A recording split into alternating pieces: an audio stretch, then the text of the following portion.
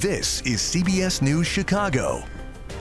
Good morning, everyone. I'm Dana Kozlov. And I'm Adrena Sinclair. Thank you so much for being with us. We got a wet start to today as we take a live look outside on our mobile weather lab. It is slow going out there on the inbound Kennedy. Kylie is tracking the waves of rain building into tonight, and while we could also see some snow. And it's a day of action for Chicago Teachers Union members as they push for better funding and protections for Chicago public schools. And President Trump speaks to a joint session of Congress tonight with a plan to tell it like it is, what we can expect in his speech.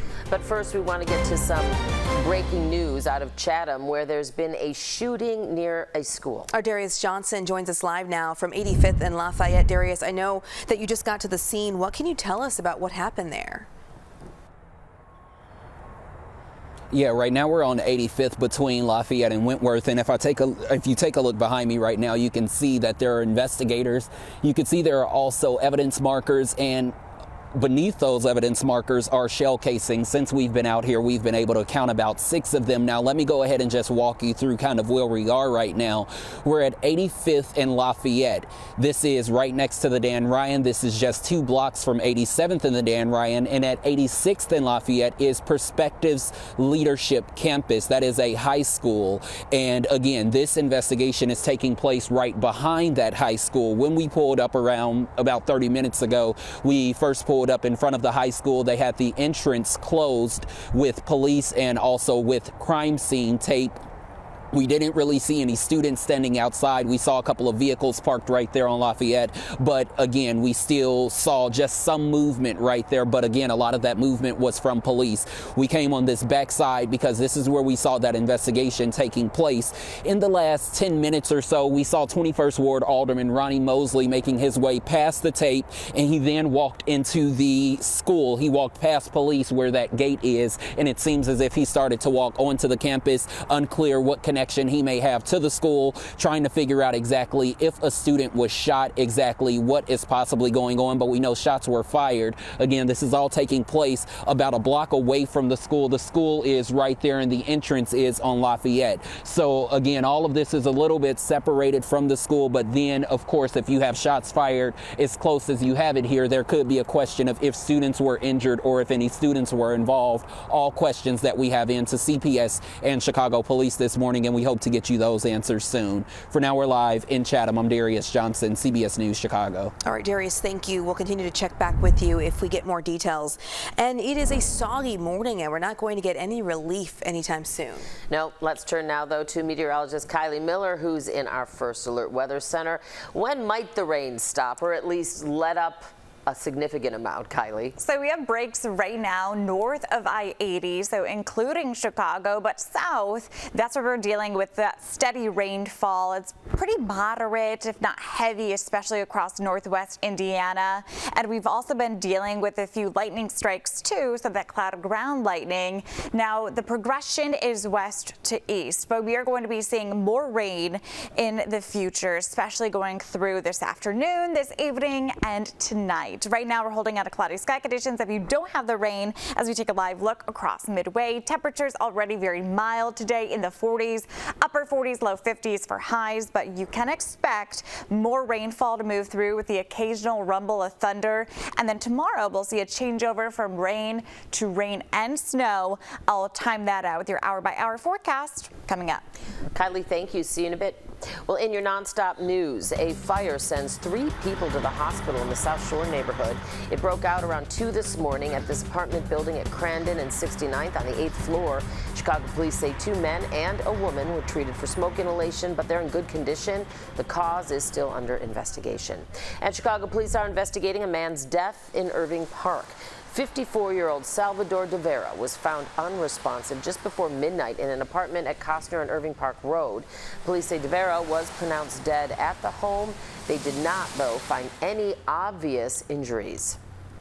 Dalton Mayor Tiffany Henyard missed another village board meeting last night, and this was actually the first meeting since she lost the Democratic primary for another term.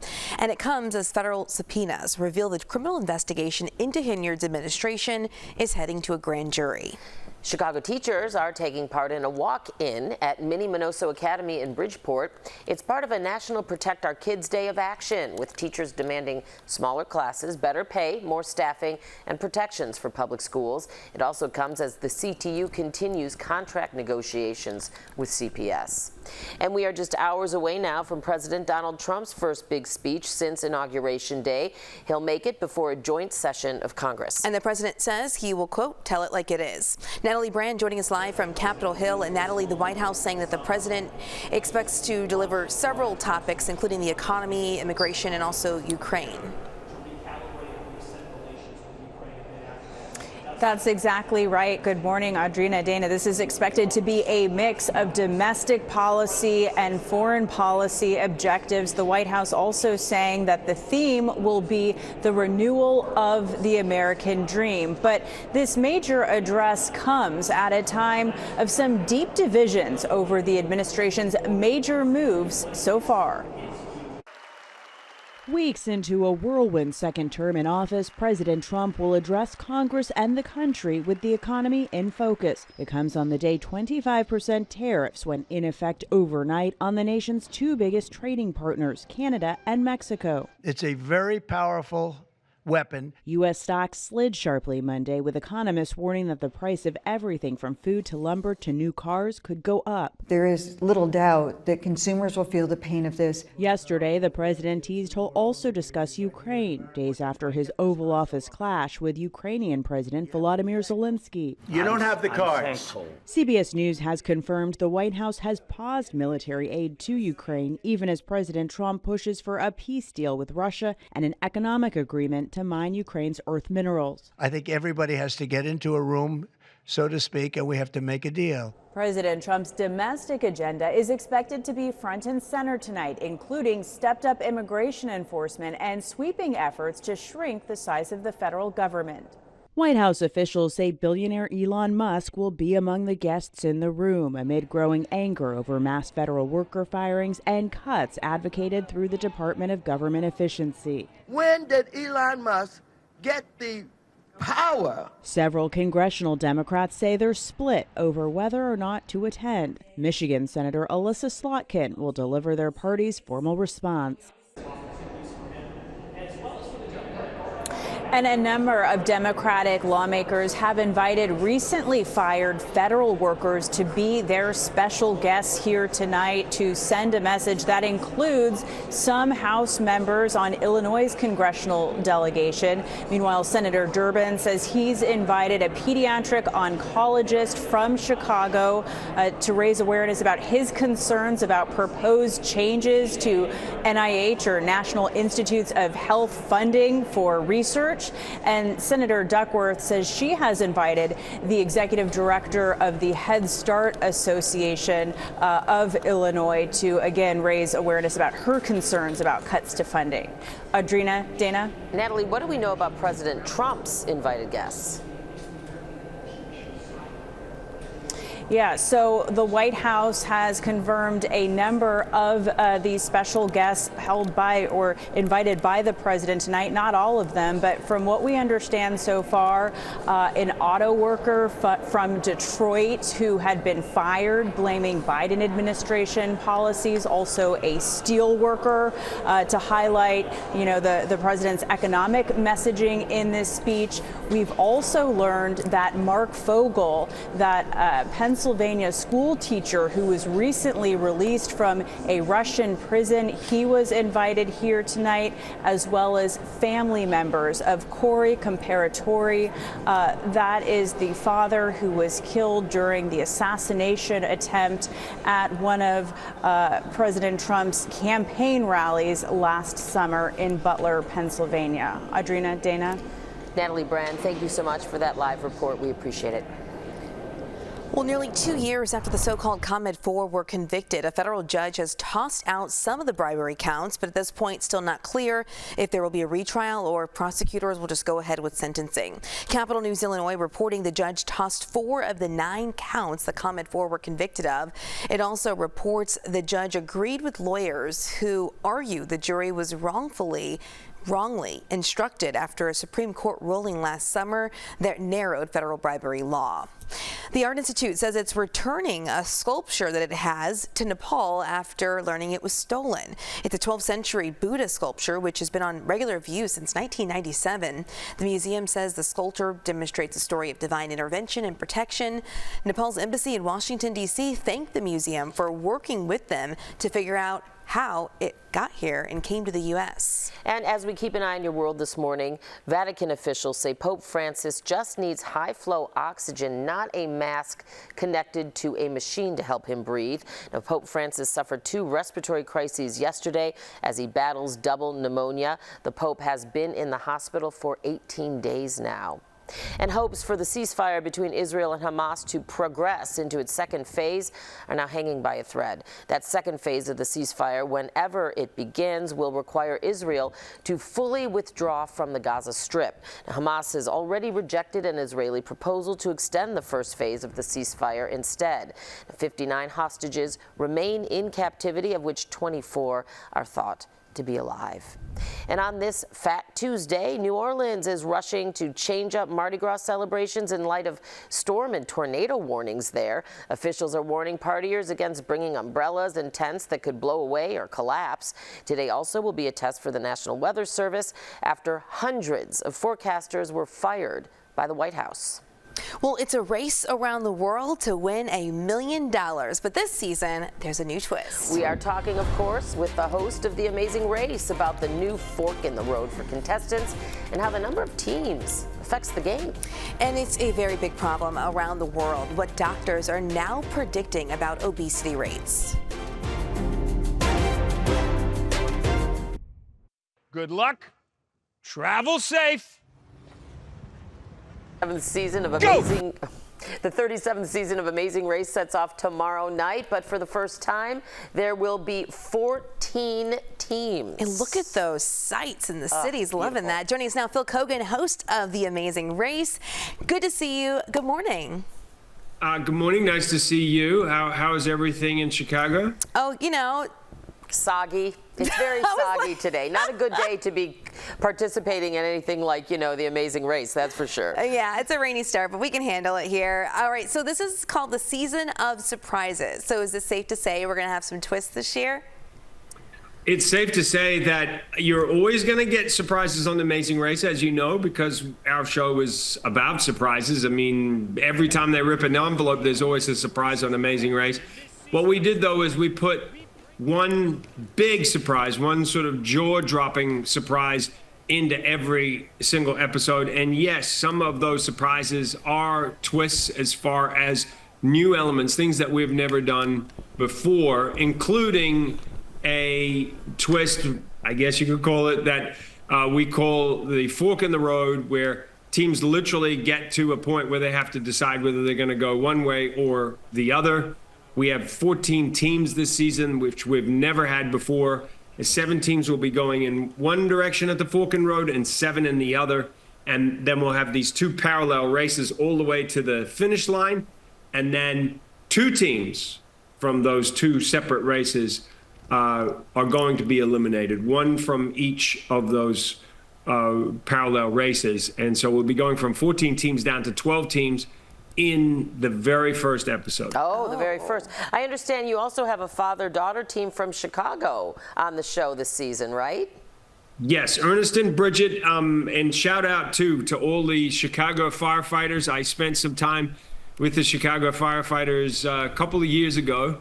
Huge respect, especially on the cold days you're talking about, when they got to go out and go out into the world and work when other people are maybe nicely cuddled up with a nice fire. Right. But yes, Ernest is a firefighter and really lovely guy. He's out with his daughter, who he calls Bubblegum.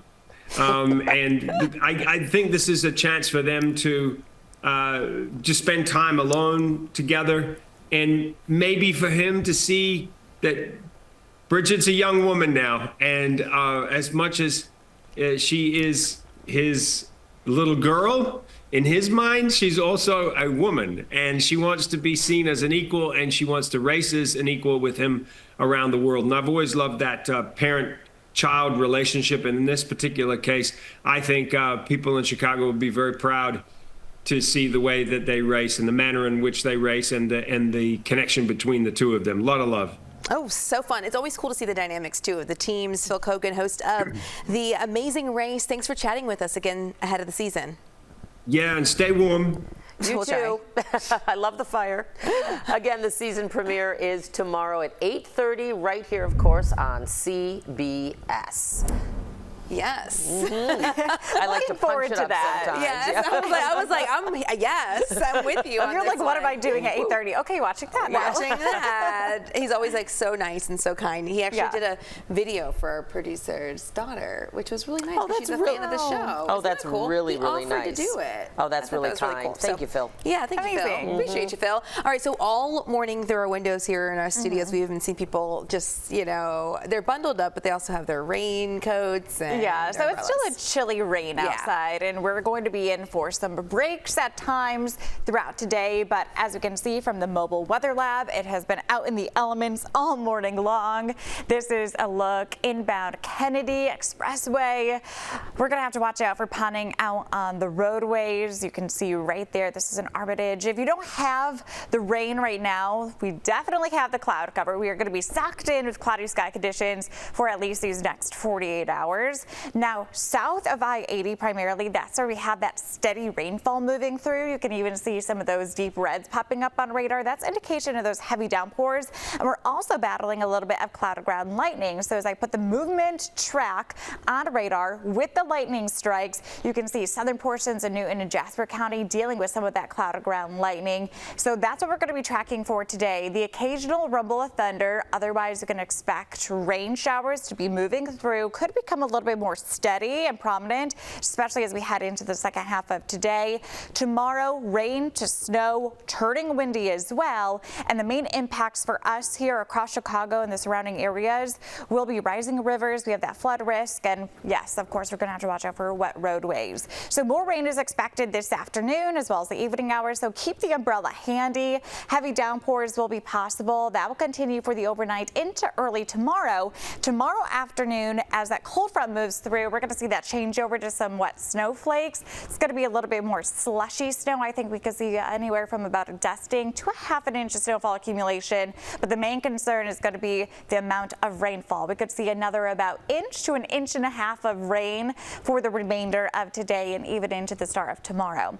For today's high, 50 degrees. Then for tonight, temperatures will fall down into the mid 40s. Going to be very steady with those temperatures, and then falling temperatures throughout the day tomorrow, Tuesday and Wednesday. So today and tomorrow we are under that weather alert, and then we'll have drier conditions by your Thursday before another storm system impacts us on Friday.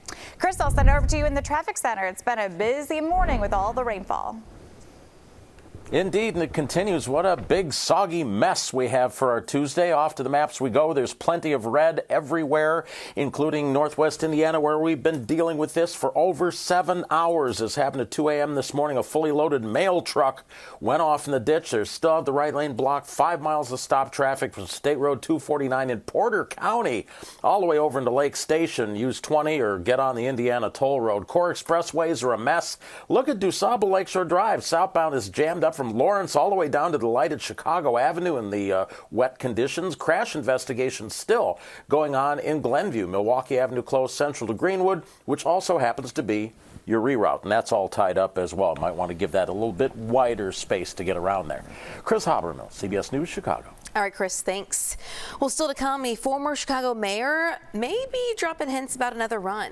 Then, coaches are meant to be mentors, but some of their behavior could be negatively impacting athletes into adulthood. Dana and Audrina, happy Fat Tuesday from Benison's Bakery up in Evanston. This place has been around since 1938, and they operate like a well-oiled machine. Fat Tuesday is like their Super Bowl. They have these little king cakes that they're bringing over to a memory care place down the street, and then you can see the punchkis being rolled out right there. So those will go into the fryer shortly. Actually, they do have to rise first, but then they'll eventually make their way into the fryer. If you can't make it to Benison's today, they're actually going to be selling these punchkis through the rest of of the week. So good opportunities there. We'll be back in about 20 minutes with more from the owner here at Benison's Bakery. Can't wait to chat with him once again. We'll see you right after the break. On the Health Watch this morning, researchers say more than half of adults and a third of children will be overweight or obese by 2050. Yeah, it's a worldwide study done by The Lancet that found obesity has doubled over the past 3 decades, and more than 2.5 billion people are affected by it. There's a surge in obesity among children, especially boys, and the U.S. ranks 3rd in the world, by the way, for the number of overweight and obese adults. Cervical cancer is on the rise in rural America, specifically among white women. A study published in JAMA found that cases in rural areas are a quarter higher than in urban areas, and the rate of death is more than 40% higher. Possible reasons include less access to health screenings and the HPV vaccine. When it comes to college sports, nearly 1 in 5 athletes say they've experienced either verbal or nonverbal abuse from a coach. A survey by the British Journal of Sports Medicine questioned NCAA athletes, and it found that the rates of abuse were higher in team sports. The research shows that abuse can affect an athlete's mental health, quality of life, and well-being even into adulthood. Well, next at 9:30, the president puts his tariffs into place on our 2 largest trading partners and higher ones on Chinese products too. Why economists say it's the consumer who's going to likely feel the impacts first. The Bears may be going back to the original plan, what One Suburbs trustees did last night that has many speculating on a move. Yes. A bit further down the road. This is CBS News Chicago. Good morning and great to have you here with us. I'm Audrina Sinclair. And I'm Dana Kozlov. It is almost 9:30. Thanks so much for staying with us. And a shooting behind a school on the south side. A fire official now telling us a teenage girl was hit in what appears to be a drive-by shooting. And a wet, soggy mess of a morning with the rain not letting up today. And it's caused quite the backup this morning on our expressways as we turn to meteorologist Kylie Miller, First Alert Weather Center. The timing of the morning rain, at least that round, has really slowed things down. It really did, especially across the Chicago area and the suburbs. Now the rain is impacting south of I-80, extending from northwest Indiana back into Kankakee as well as Will County. And this is some heavy, steady rainfall. And we're also dealing with some cloud ground lightning for the southern portions of Newton and Jasper County, so to the south of Rensselaer. But as I widen the view, this is a complex, very dynamic storm system.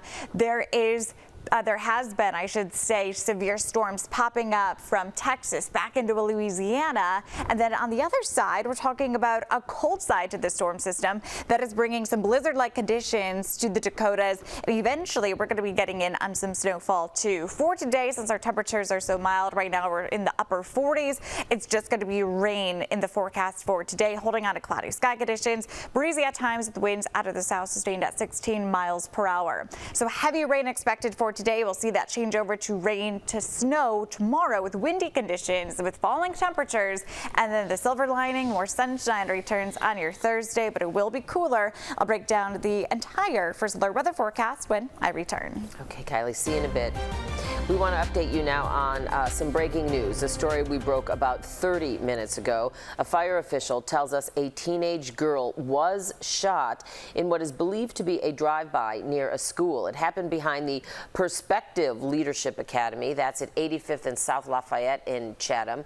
Officials tell us the teenager was shot twice, but she's in stable condition at Comer Children's Hospital. We are working to find out if she is a student at that school. We'll keep you updated as we learn more.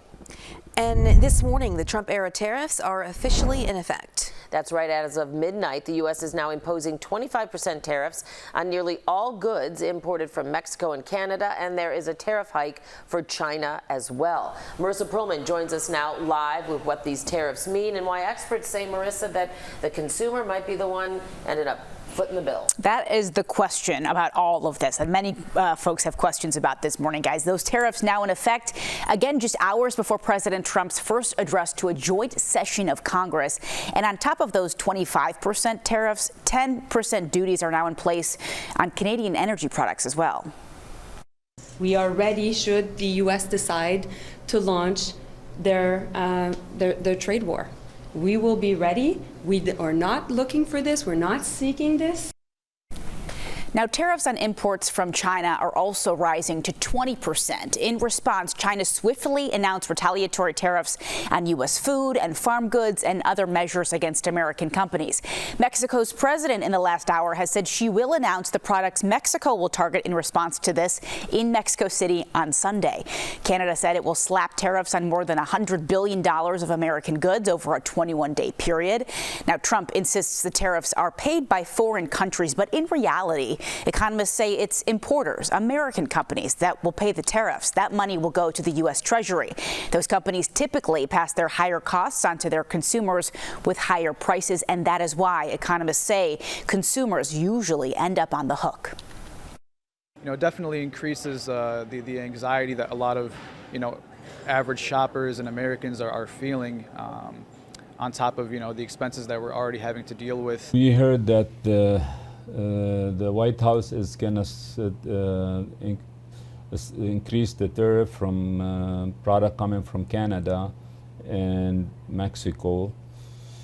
And this is really an alarming situation.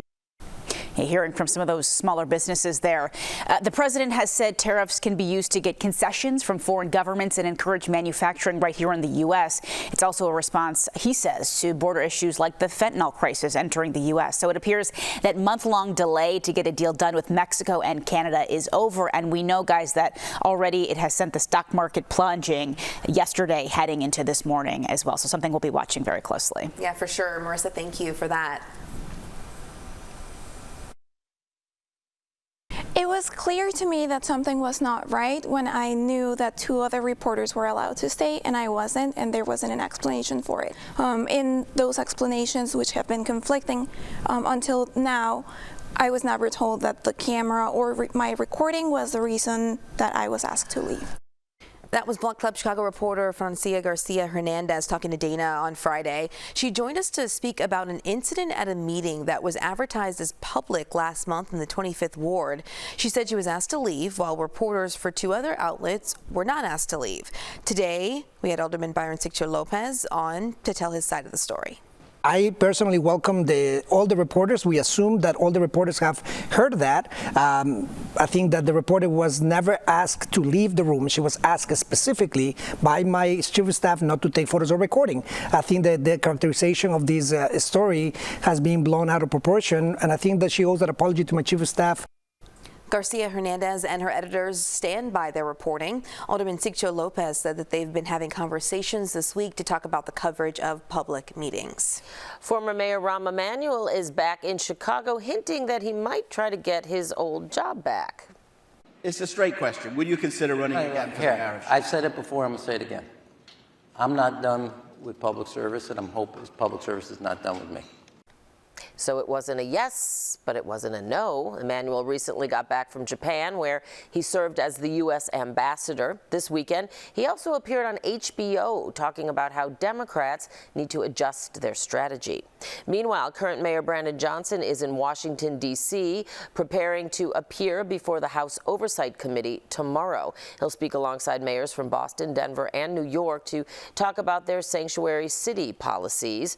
We are covering his testimony right here for you on CBS Chicago. Our political reporter Chris Ty will be there with live reports, and we'll hear from him throughout the week. Well, this morning we are learning more about a tent encampment moving event at Gompers Park, and reps from Chicago's Department of Family and Support Services and the mayor's office are speaking now.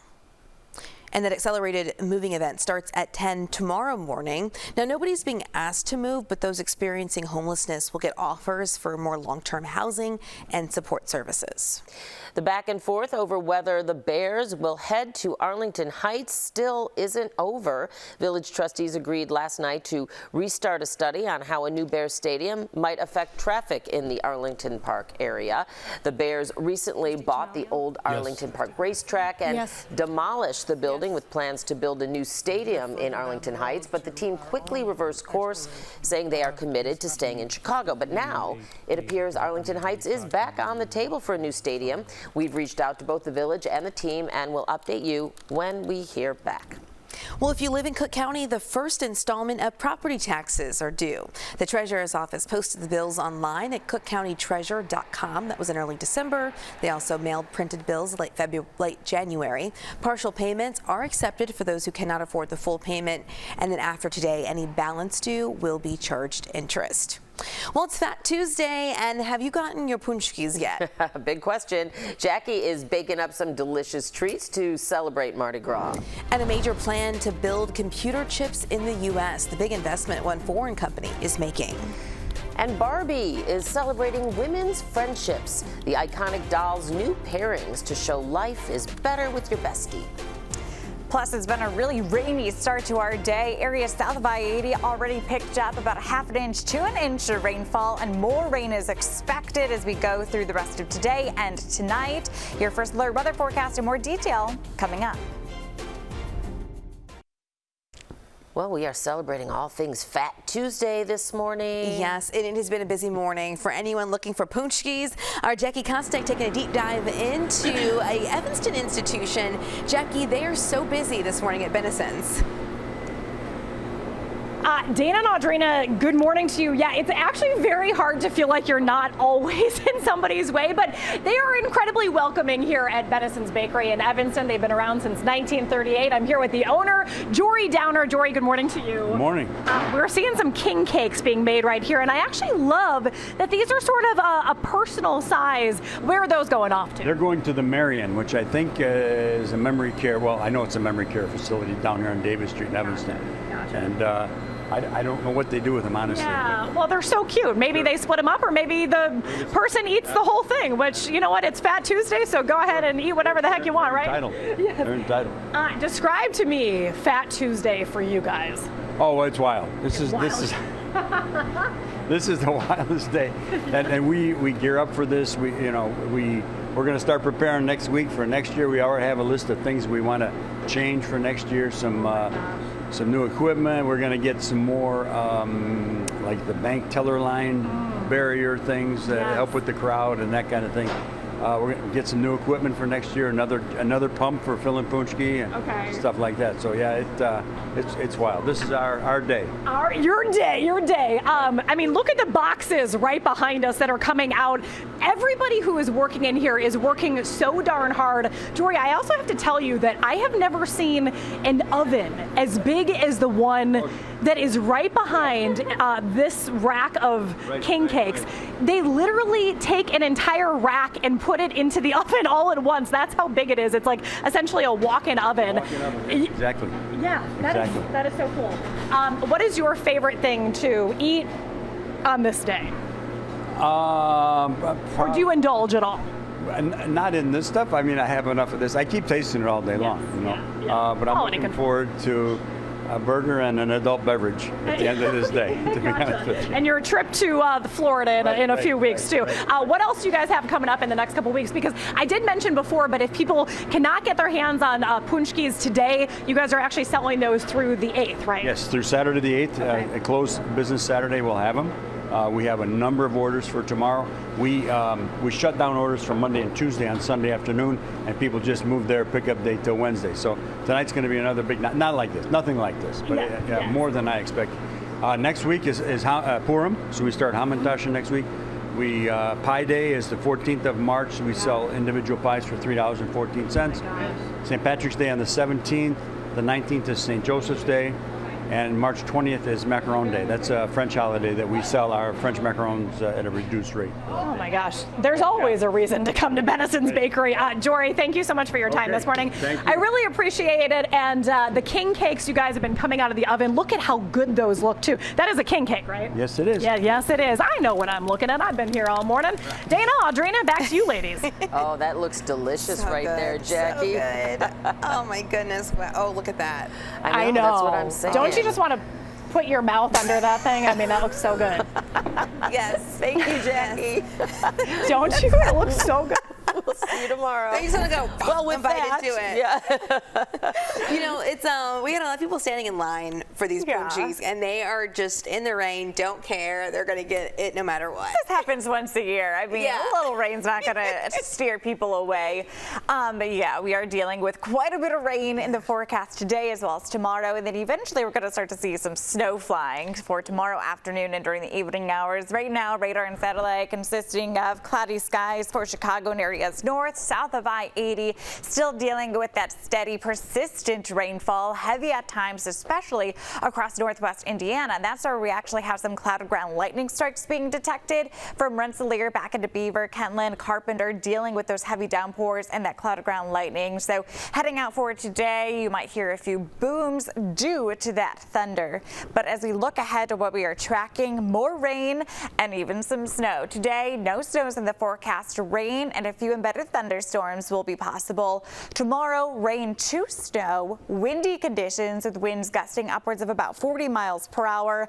The main impacts for us today, wet roadways, ponding out on the roadways, rising rivers and creeks. So flood-prone areas could be dealing with a little bit of flooding, especially as we go through the second half of the day. So futurecast consisting of more rainfall pushing in this afternoon, this evening, as well as tonight. So keep the rain gear with you. So picking up the kids this afternoon from the bus stop, from school, it is going to be soggy still. And then we will start the day with wet weather tomorrow. Another very messy early morning commute, but by the evening commute home, we will start to see that change over from rain to snow. A few snow showers possible throughout the day tomorrow, and we could see anywhere from about a half an inch of snowfall or less. Right now, it is looking more like we're going to be in for quite a bit of rain. Another about inch to an inch and a half will be possible, and that's on top of what we already received, which in some areas, especially south of I-80, have already picked up about a half an inch to an inch of rainfall accumulation. So for today, 50 degrees. Tonight, temperatures very steady in those mid to upper 40s. Rain remains in the forecast. Weather alert still posted today as well as tomorrow. And then as we look ahead to Thursday, we'll have one dry day before another storm system impacts us on Friday with more rain and some snow. And don't forget, for this upcoming weekend, Sunday morning, we spring forward. All right, Chris, I'll send it over to you. It's been very busy in the traffic center this morning. It's been a very busy month today. Basically, that's what it feels like for anybody that's been out there.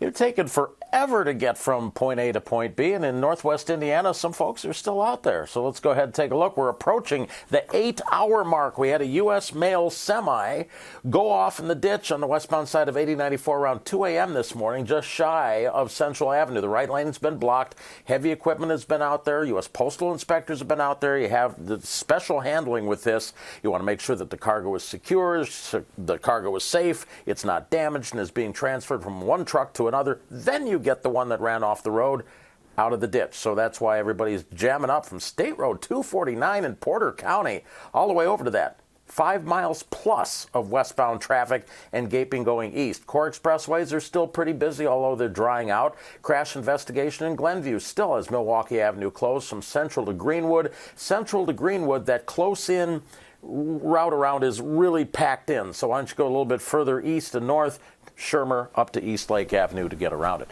Have a great day. Drive safe. Let's be nice to each other, especially Audrina. It's her birthday. Chris Habermill, CBS News Chicago. Birthday's Thursday, but I'll take all the love and niceness, Chris. Yeah, close enough. I agree. All right, we'll switch into our Money Watch this morning, and thanks, Chris. New car prices could take a hit because of President Donald Trump's tariffs that we were talking about on goods from Canada and Mexico. Yeah, as we've been telling you, those tariffs go into effect today, at midnight, in fact. Yeah, and costs for new cars could go up as much as $12,000 for some models. This is all according to a Michigan-based consulting firm, Anderson Economic Group. The average cost is already, though, at a near all-time high. Ford CEO has said that the prolonged tariffs could wipe out automakers' profits. And President Trump posted on social media last week that he believes the tariffs will drive massive auto manufacturing back to Michigan. President Donald Trump is touting a $100 billion investment in the U.S. from Taiwan Semiconductor Manufacturing Company. The chipmaker plans to build manufacturing plants, which the president says will be in Arizona, to make semiconductor chips. The chips are vital to everything from smartphones to automobiles. Some new Barbie dolls are coming to celebrate International Women's Day. They celebrate the power of friendship. Mattel says that women are just more likely to achieve happiness and success if they have close close and supportive friends. The dolls honoring this notion include Olympic gold medalists Jordan Childs and Jade Carey, British actresses Hannah Waddingham and Juno Temple. Also, they've got some tennis champions, they've got athletes, they have a Brazilian actress, and so many more to celebrate this friendship and Barbies. What a great way to celebrate female friendships. So important, don't it's you think? so important, and I'm so grateful for our female friendships, right? We always talk about our best friends. We do, in the makeup room. Yeah. Well, coming up, a look at the stories that we are following today, including how the tariffs could impact consumers.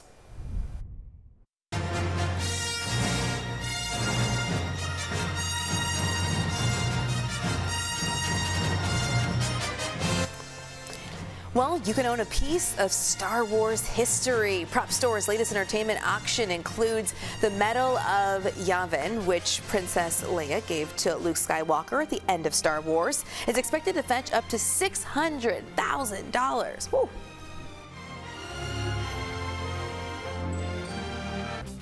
Welcome back, everyone. Here's a look at the stories that we're keeping an eye on today. And we start with Chicago police just confirming a 15-year-old girl was shot outside a school in Chatham.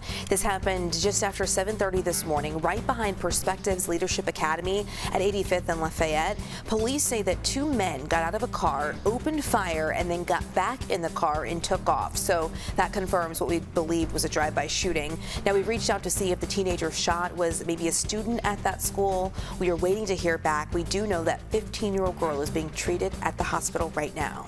A fire sends 3 people to the hospital in the South Shore neighborhood. It broke out at 2 this morning at this apartment building at Crandon and 69th. Chicago police say 2 men and a woman were treated for smoke inhalation. They're in good condition, though. The cause of that fire is still under investigation. Everything from avocados to minivans could get a little more expensive in the next few weeks. That's because at midnight, the Trump administration, as we told you, imposed that 25% tariff on nearly everything we import from Canada and Mexico, which are our 2 largest trading partners. Now, one recent study estimates that these tariffs could cost the average American family about $1,200 a year.